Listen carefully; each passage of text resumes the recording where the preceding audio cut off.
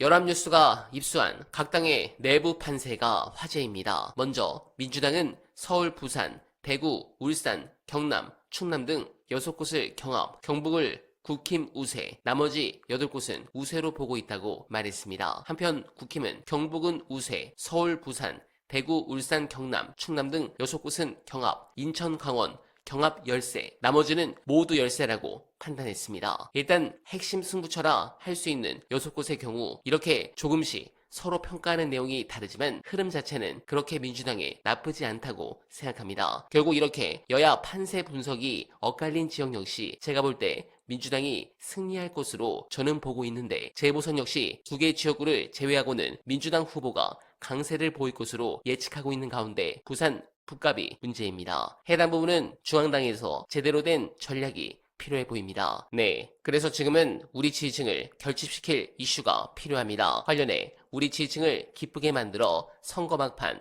효능감을 줄 방법 무엇이 있을까요? 중요한 분석 끝까지 봐주시고 여러분들의 생각 댓글로 부탁드립니다.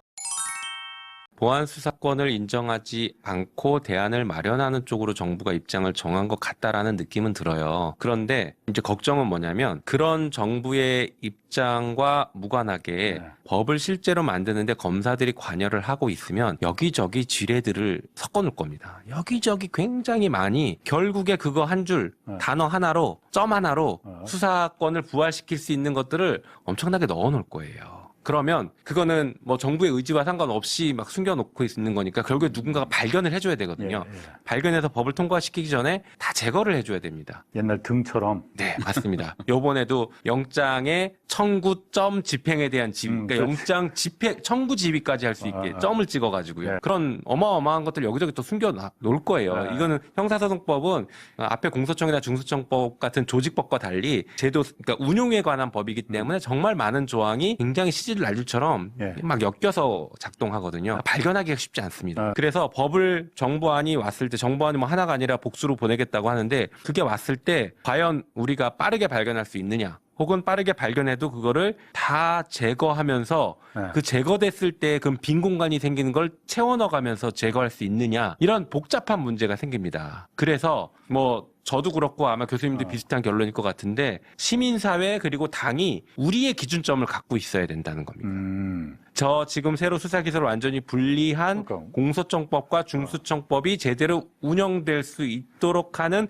우리의 기준점을 가지고서 이 기준점을 들고 있고 정부가 안을 가지고 오면 이 기준점과 비교를 해서 뺄 거 빼고 넣을 거 넣으면서 이게 뭔가 문제가 생길 것 같으면 우리 기준점으로 자꾸 가져오는 거죠. 네, 공감합니다. 한편 6.3 지방선거가 다가오면서 국민의힘의 막말과 흑색 비방전이 갈수록 심해지고 있습니다. 지역 발전을 위한 비전과 정책으로 유권자를 설득하기보다 입에 담기 어려운 인신공격성 비난으로 이재명 대통령과 더불어민주당 후보들에 대한 혐오감을 부추김으로써 지지층을 결집시키려 애쓰는 모양새입니다. 또한 검증이란 명분으로 이뤄지고 있는 정원호 민주당 서울시장 후보에 대한 네거티브 공세도 선을 넘고 있습니다. 저들이 결국 이런 부분으로 지지층은 결집시키지 몰라도 선거에서는 얼마나 큰 힘을 나타낼지 두고 보겠습니다. 10일 뒤 저쪽 지지층이 또 우울증에 빠져 정치 뉴스를 외면하는 순간이 다가오길 간절하게 희망합니다. 여러분들은 어떻게 생각하십니까? 소중한 의견 댓글로 많이 부탁드리며